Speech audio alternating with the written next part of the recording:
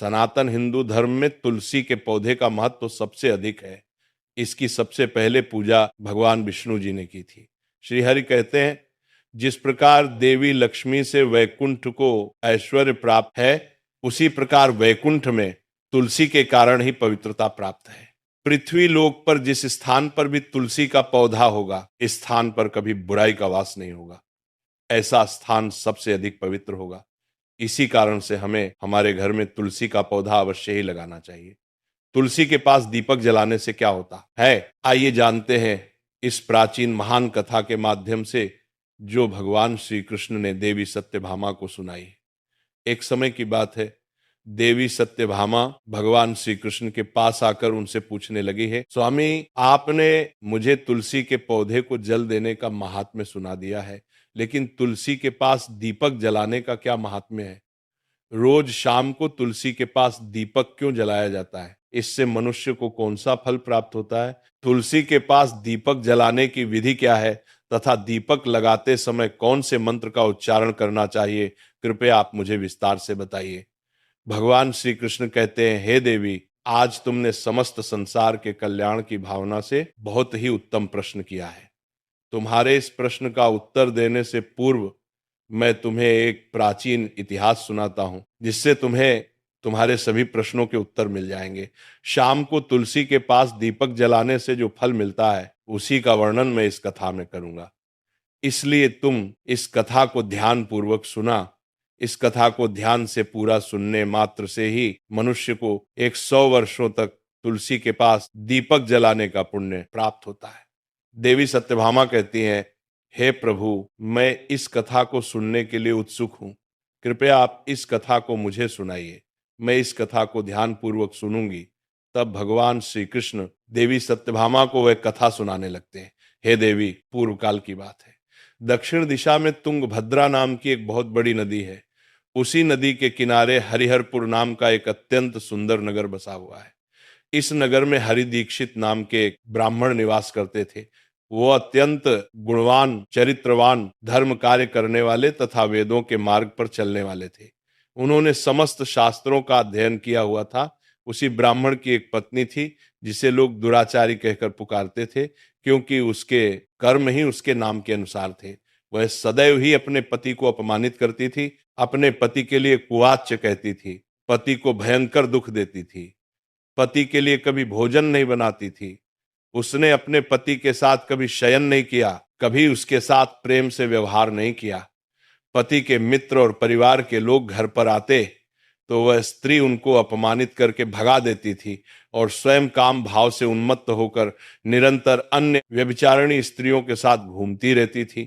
उसका मन पति को छोड़कर पराये पुरुषों में लगा रहता था। उसने कभी अपने पति से प्रेम पूर्वक बात नहीं की, किंतु पराये सुंदर पुरुषों के संग बैठकर बातें करती थी। पराये पुरुषों को मोहित करने के लिए सज धज कर गांव में घूमने जाया करती थी। कभी वह वन में किसी वृक्ष के नीचे खड़ी रहकर सुंदर पुरुषों की राह देखती और किसी दुष्ट पुरुष को मोहित करके उसके संग भोग विलास किया करती थी। एक दिन हरि दीक्षित ने अपनी पत्नी से कहा, हे भद्र, तुम्हारा यह आचरण उचित नहीं है। इस प्रकार से पाप करने पर तुम्हारा अहित ही होगा। इसीलिए तुम अभी से ये सब बुरे काम करना छोड़ दो। तुम्हारे इस प्रकार के व्यवहार से मुझे बड़ा दुख हो रहा है। तब उसे दुराचार स्त्री ने कहा, न जाने किस पाप के कारण मेरा तुझ जैसे भिखमंगे के साथ विवाह हुआ है। लगता है पिछले जन्म में मैंने पाप ही किए होंगे, इसी कारण से मुझे ऐसा गरीब पति मिला है।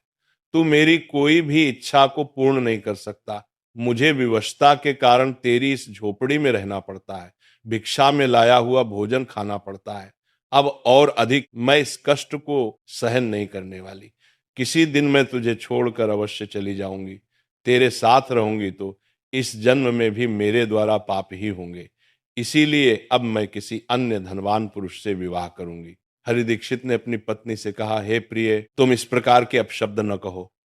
इस प्रकार से अपने पति को त्यागने का विचार मन से छोड़ दो। जो स्त्री अपने पति को त्याग कर पराये पुरुष के पास जाती है, उसका हित ही होता है, उसे नरक में जाना पड़ता है।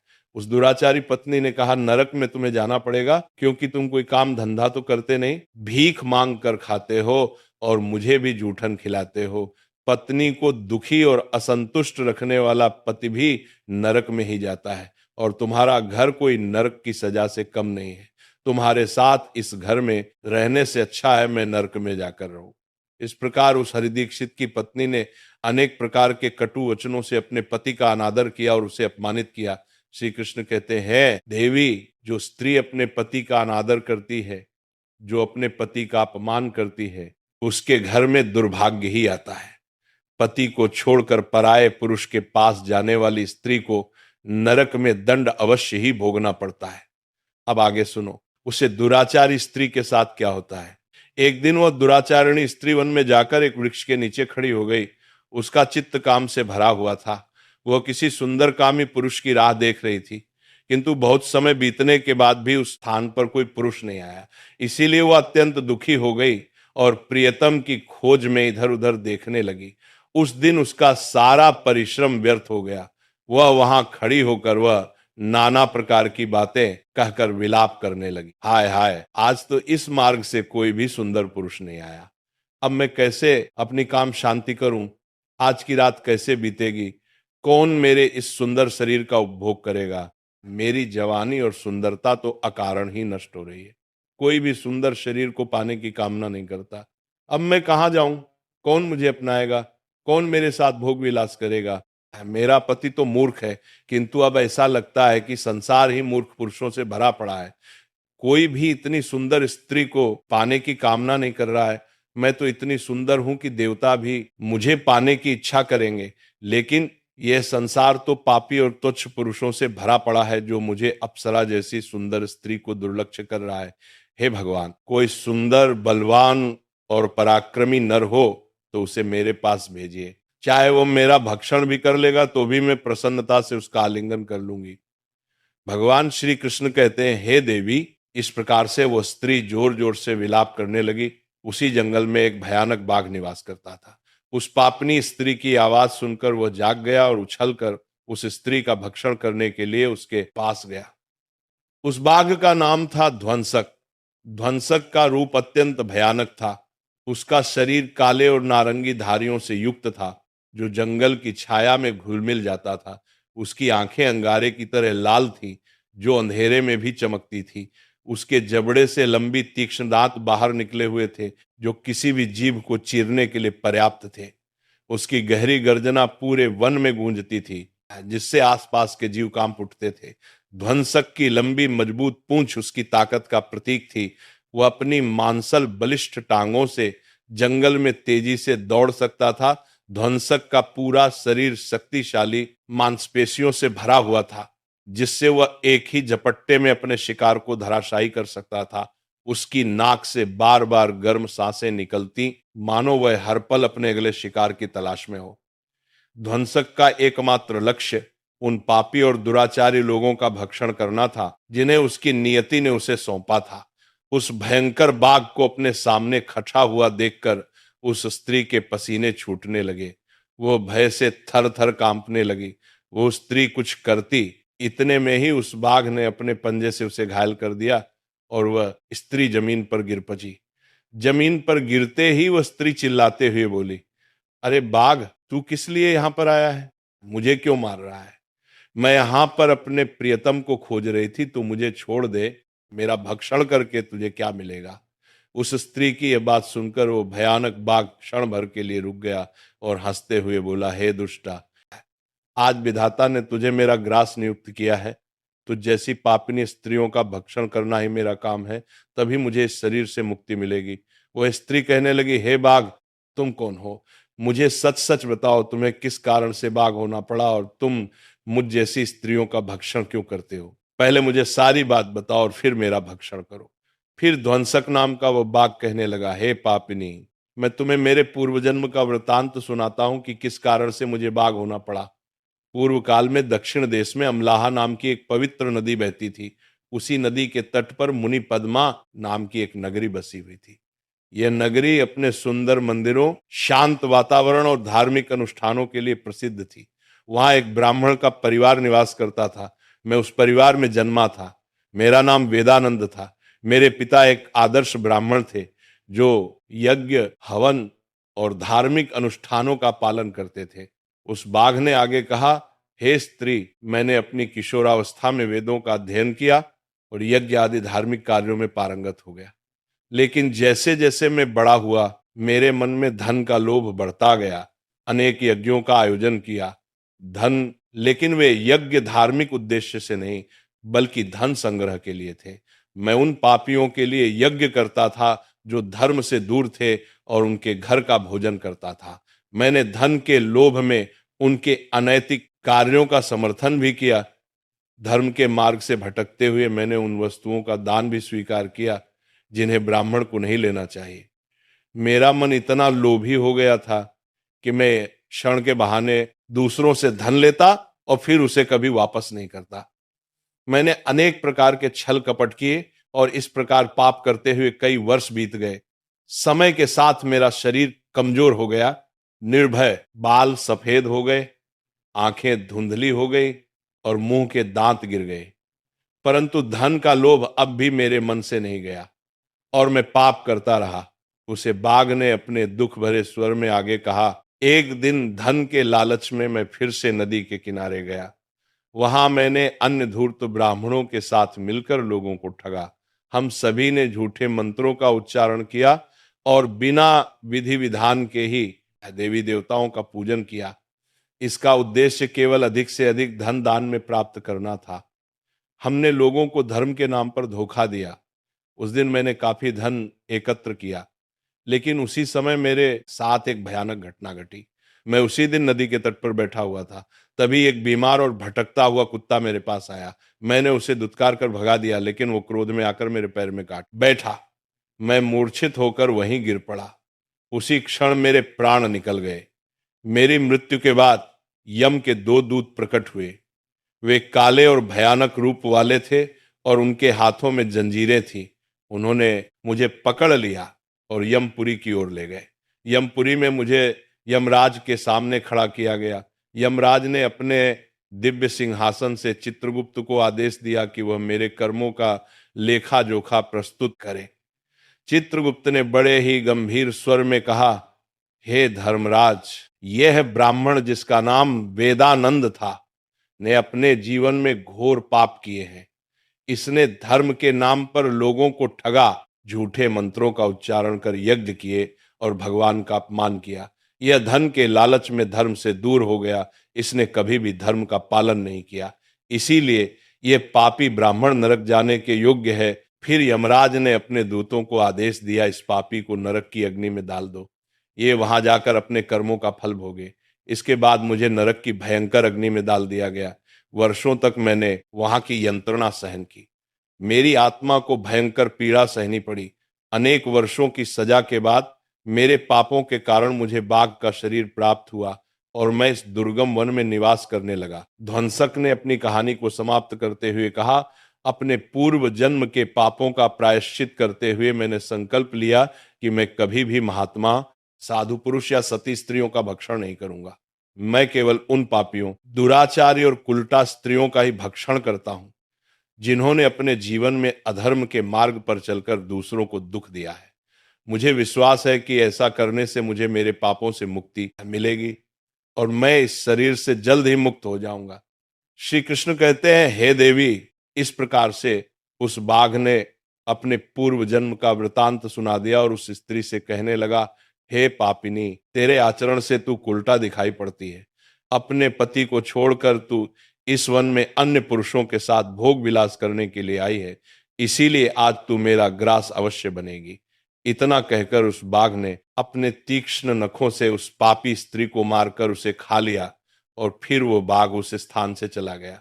उस स्त्री की मृत्यु के बाद उस स्थान पर यम के दो दूत प्रकट हुए और उस पापिनी स्त्री को उठाकर संयम मणिपुरी में ले गए। वहां पर उसे यमराज के सामने खड़ा किया गया। फिर चित्रगुप्त ने उसे स्त्री का लेखा जोखा निकालते हुए यमराज से कहने लगे, हे धर्मराज, ये स्त्री तो अत्यंत पापिनी है। इसने घोर पाप किया है, इसने व्यभिचार किया है, इसने अपने पति की कभी सेवा नहीं की, अपने पति को भूलकर पराये पुरुषों के संग भोग विलास किया करती थी। उसके पापों को सुनकर यमराज अत्यंत क्रोधित हो गए और उन्होंने उसे स्त्री को अग्नि से भरे हुए कुंडों में डालने का आदेश दिया। यमराज के आदेश को सुनकर वह स्त्री अत्यंत भयभीत हो गई और फिर वह दुराचार स्त्री यमराज से कहने लगी, हे धर्मराज, कृपया मुझे मेरे पापों के लिए क्षमा करें। मैंने यह अनजाने में पाप किया है। कृपया मुझे प्रायश्चित का अवसर प्रदान करें। यमराज कहते हैं, हे स्त्री, तुमने जो पाप किया है वह निंदनीय है। तुम्हारे पापों के लिए कोई प्रायश्चित नहीं है।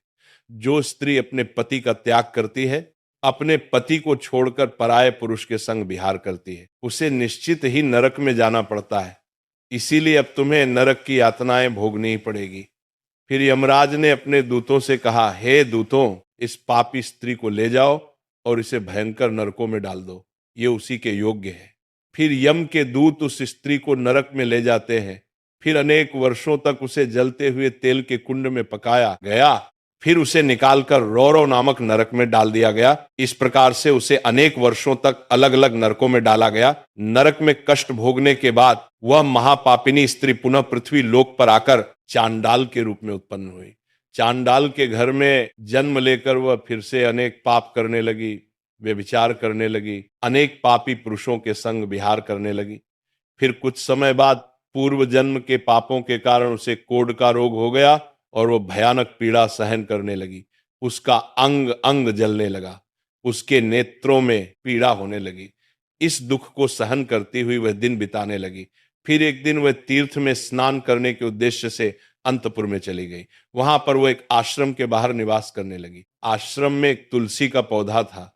अन्य स्त्रियों को वहां पर तुलसी के पास दीपक जलाते हुए देखकर उस पापी स्त्री को बड़ा आश्चर्य हुआ। फिर एक दिन वहां पर निवास करने वाले एक साधु से उस स्त्री ने पूछा, हे साधु महाराज, ये कौन सा पौधा है और ये स्त्रियां इसके नीचे दीपक क्यों जला रही है? तब उस साधु ने कहा, हे कल्याणी, ये अत्यंत पवित्र तुलसी का पौधा है। इसके दर्शन करने मात्र से ही संकटों का नाश होता है। इस तुलसी को जल देने से देवी देवताओं की कृपा प्राप्त होती है तथा इस पवित्र पौधे के पास दीपक जलाने से समस्त पाप नष्ट होते हैं। उस साधु की बात सुनकर उस स्त्री को बड़ी प्रसन्नता हुई और उसने साधु से कहा, हे साधु महाराज, यदि कोई अत्यंत पापिनी स्त्री भी इसके पास दीपक जलाएगी तो उसके पाप नष्ट होंगे क्या? वो साधु कहते हैं, हे पुत्री, ये सत्य है। यदि किसी स्त्री ने घोर पाप भी किया हो तब भी उसके पाप नष्ट होते हैं। उसके सभी जन्मों के पाप भी तुलसी के पास दीपक जलाने से नष्ट होते हैं। किंतु हे पुत्री, तुम कौन हो और किस कारण से यह प्रश्न पूछ रही हो? वह स्त्री कहती है, हे साधु महाराज, मैं महापापिनी हूं। मैंने व्यभिचार किया है तथा अनेक प्रकार के पाप किए हैं। मेरे पापों के कारण ही मेरी ऐसी दुर्दशा हुई है। कृपया मुझे पापों से मुक्ति का उपाय बताइए। साधु कहते हैं, हे पुत्री, अब से तुम नित्य तुलसी के पास दीपक जलाओ, तुम्हारे समस्त पाप और दोष समाप्त हो जाएंगे। उस साधु की बात सुनकर उस पापी स्त्री ने भी वही किया। उसने तुलसी के पौधे के पास एक दीपक जलाओ। इस प्रकार से वह स्त्री नित्य उसी स्थान पर तुलसी के पास दीपक जलाने लगी। फिर एक दिन वह स्त्री शाम के समय तुलसी के पास दीपक जलाने लगी तो उसी समय उसकी हृदय फटने से उसकी मृत्यु हो गई और वह वहीं जमीन पर पड़ी रही। फिर यमराज के दो दूत उसे स्त्री को यमलोक ले जाने के लिए उस स्थान पर प्रकट हुए। जैसे ही यम के दूत उस पापी स्त्री को पाश में बांधकर ले जाने लगे, भगवान विष्णु के दो पार्षद उस स्थान पर प्रकट हुए। वे दिव्य पार्षद अत्यंत तेजस्वी और दिव्य आभा से युक्त थे। उनके शरीर से स्वर्णिम प्रकाश की किरणें निकल रही थी जो चारों ओर का अंधकार दूर कर देती थी। उनका रूप इतना मोहक और दिव्य था कि उन्हें देखकर किसी का भी मन श्रद्धा से भर जाता। उनके चेहरे पर शांत मुस्कान थी जो अपार करुणा और दया का प्रतीक थी। उनके वस्त्र रत्न जड़ित और रेशमी थे जो नीले और सुनहरे रंग में चमक रहे थे। मानो स्वयं वैकुंठ का सौंदर्य उनके व्यक्तित्व में समाया हो। उनके कानों में सुनहरे कुंडल झूल रहे थे जिनसे दिव्य संगीत की ध्वनि प्रतीत होती थी। उनके माथे पर तिलक और चमकती हुई बिंदी थी जो उनके दिव्यता का सूचक थी। वे दोनों विशाल कद और बलिष्ठ थे। उनके हाथों में दिव्य गदा थी जो न्याय और धर्म की शक्ति का प्रतीक थी। वे उस स्त्री को अपने दिव्य स्पर्श से मुक्ति का आश्वासन देने आए थे जिससे उसके सभी पाप नष्ट हो सकें और उसे स्वर्ग की यात्रा का अधिकारी बना सकें। उन पार्षदों ने यमराज के दूतों को रोक लिया और कहने लगे, हे यमदूतों, इस स्त्री को तुम छोड़ दो। ये स्त्री नरक जाने के योग्य नहीं है। तुम किसके आदेश से ऐसा अधर्म कर रहे हो? फिर यम के दूत कहने लगे, हे पार्षदों, हम यमराज के आदेश से इस पापी स्त्री को उठाकर ले जा रहे हैं, किंतु आप हमें किस कारण से रोक रहे हो? यह स्त्री अत्यंत पापी है, इसे नरक में ले जाने की आज्ञा मिली है। यह सुनकर भगवान विष्णु के पार्षद मुस्कुराए और बोले, हे यमदूतों, तुम सत्य बोलते हो, लेकिन इस स्त्री का एक ऐसा पुण्य भी है जो इसके समस्त पापों को मिटा चुका है। क्या तुमने देखा नहीं कि इसने अपने जीवन में संध्या के समय तुलसी के समीप दीपक जलाया है? यमदूतों ने चकित होकर पूछा, हे पार्षदों, क्या केवल तुलसी के समीप दीपक जलाने से उसके समस्त पाप नष्ट हो सकते हैं? भगवान विष्णु के पार्षदों ने गहन दृष्टि से यमदूतों की ओर देखा और समझाया, तुम इस बात को नहीं समझते। यमदूतों, तुलसी भगवान विष्णु की परम प्रिय है और जो भक्त श्रद्धा और भक्ति से तुलसी के समीप दीपक जलाता है वह विष्णु की कृपा का पात्र बन जाता है। संध्या के समय दीपक जलाने का पुण्य अनंत गुना बढ़ जाता है और ये न केवल उसके पापों को नष्ट करता है बल्कि उसे स्वर्ग का अधिकारी भी बनाता है। इस स्त्री ने सच्चे मन से तुलसी का पूजन किया और दीपक प्रज्वलित किया है, इसी कारण इसके सारे पाप जलकर राख हो चुके हैं। अब यह नरक जाने के योग्य नहीं है। यमदूतों ने अपने हाथ जोड़कर कहा, हे पार्षदों, आप सत्य कह रहे हैं, हमें इसके भक्ति के बारे में जानकारी नहीं थी। यदि यह भगवान विष्णु की प्रिय भक्त है तो इसे हम कैसे नरक ले जा सकते हैं?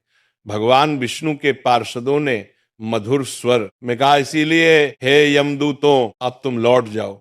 इस स्त्री ने तुलसी की सेवा की है, वह उस दीपक की रोशनी में अपने सारे पापों को भस्म कर चुकी है। अब इसे विष्णु लोक में ले जाया जाएगा जहां इसका स्वागत होगा। ये अब स्वर्ग की अधिकारी बन चुकी है। पार्षदों की बात सुनकर उन यमदूतों ने उस स्त्री को उसी स्थान पर छोड़ दिया और यमलोक लौट गए। वहां जाकर उन्होंने यमराज को सारा वृतांत सुना दिया। फिर भगवान विष्णु के पार्षद उस स्त्री को दिव्य विमान में बिठाकर स्वर्गलोक ले गए।